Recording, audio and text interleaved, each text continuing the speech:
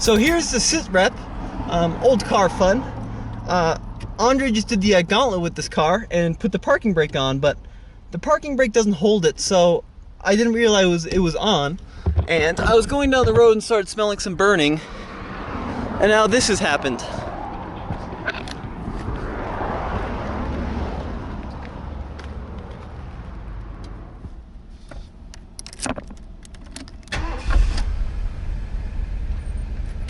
Alright, welcome to another TFL Now video. My name is Tommy Micah, and today we are doing something different. This is my 1978 Lincoln Continental Mark V, and I'm going to show you what it's like to drive and why you need to buy one today.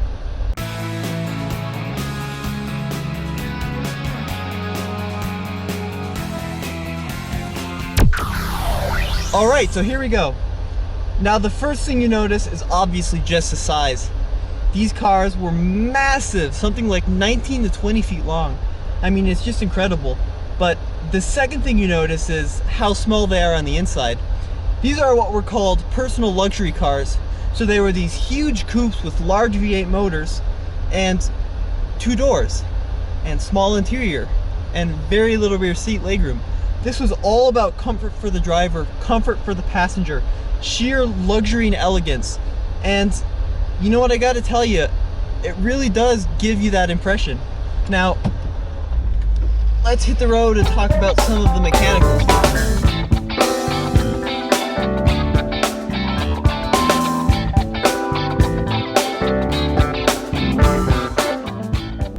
This particular model was my grandpa's. If you've watched the Diamond in the Rough series, you know a little bit about it, and it has 23,000 miles on it. So yes, it's in very poor condition on the outside, but the engine's in great shape, the transmission's in great shape, and the interior is in great shape. So the first thing you notice going down the road is the steering. I mean, there are a lot of cars today that, with electric power steering, people say they don't have a lot of steering feel, but this is on a whole nother level. I mean, it's just so smooth, it's so light, and there's so many turns from lock to lock. I think when they were designing this vehicle in the late 70s, there was no talk of handling or performance. This was just about sheer comfort and elegance. And for that, the steering works pretty well.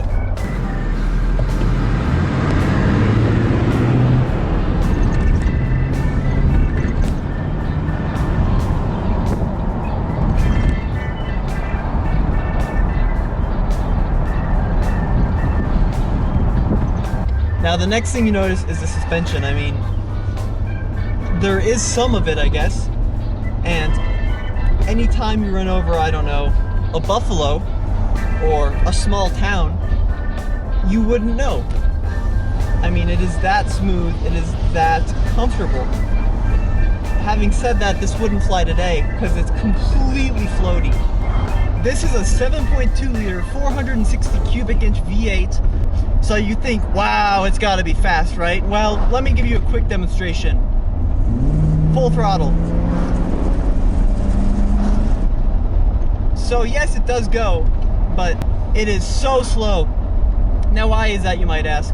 Well, you gotta think back to what was happening in the 1970s. You had the emissions crisis, you had the gas crisis. All these things were all falling on top of each other.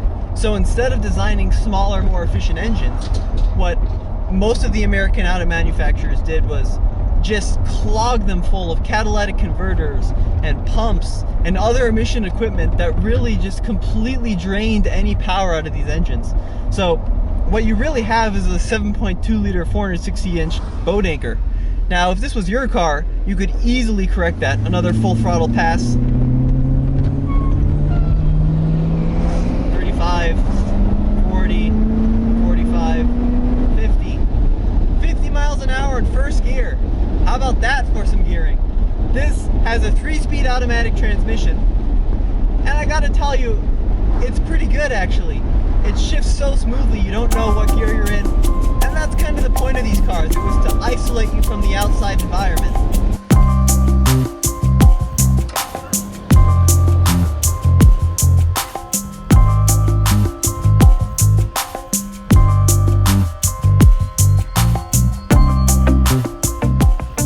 Now let's talk about why I love these cars so much. First of all, they're just so different from anything you can buy today.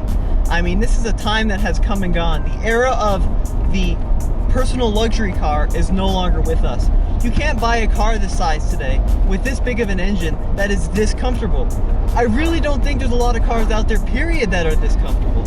And that's because today, take, for example, a Bentley Continental GT, right?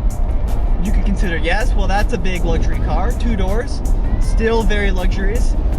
Yeah, but today's owners and buyers demand performance. Back in the 70s, there was no desire for performance in these cars whatsoever. These were just big old American yachts that would get you from point A to point B in complete comfort and quietness. And even though this car is pretty much a piece of junk today, it still does that wonderfully. I am so comfortable right now talking to you. Hot. I'm hot because the AC doesn't work, but I am so comfortable. Now you could say that cars from the 70s weren't very good, that they didn't bring a lot to the design table, they weren't innovative, they weren't well made. Why not get a 1960s car that were arguably cooler? Well, yes, I have to agree. The styling cues from the 60s were very amazing in Lincolns and Cadillacs and Buicks from the time period. And by the 70s, they became very boxy and very large. But cars from the 60s, a lot of them are very difficult to drive today. You know, a lot of the times, not necessarily in luxury, but a lot of the times you didn't have power steering. You had very dangerous drum brakes. By the 70s, these cars have it all. They've got power everything. They've got power steering, power brakes. This car has 4-wheel disc brakes. You have electronic ignition. You have air conditioning. You have working cruise control in this. And the other thing to keep in mind is, you know, safety. By the 70s, most cars had traditional shoulder belts. The other reason to consider buying a 1970s car today is just the value for money. This car is obviously in very poor condition, but even pristine Mark Vs, you can pick a great one up for under 10K. And yes, it probably won't be as glamorous as a late 50s car. Yes, it won't have the same cool interior styling as the 60s vehicles, but it's still cool. I mean, you never see 70s Mark Vs. You never see the large Coupe de Villes. These cars are just unusual. So we'll talk about what to look for later if you want to buy one of these, but basically just be picky. You can find a good one with the options you want, the color you want, for very low cost. So just make sure you hold out for one that you truly want. This is a great entry-level collector car, and one that can be easily worked on. The downside to 70s cars is the interiors are largely parts bin. And this steering wheel is basically on every 78 Ford you can buy. But the great thing about that is if you need a steering wheel, it's basically on every late 70s Ford you can buy, right? So in conclusion, is it well made? Not really. Is it fast? No. Does it handle well? No. But is it fun to drive? You bet it's fun to drive. It is so incredibly different than anything you can buy today, and definitely worth taking a look at if you're looking at buying a collector's car. Hey guys, it's another TFL vlog with my driving partner, actually the wonderful and talented Craig Cole. Don't oversell me. From Auto Guide. I get a little brown on my nose, man.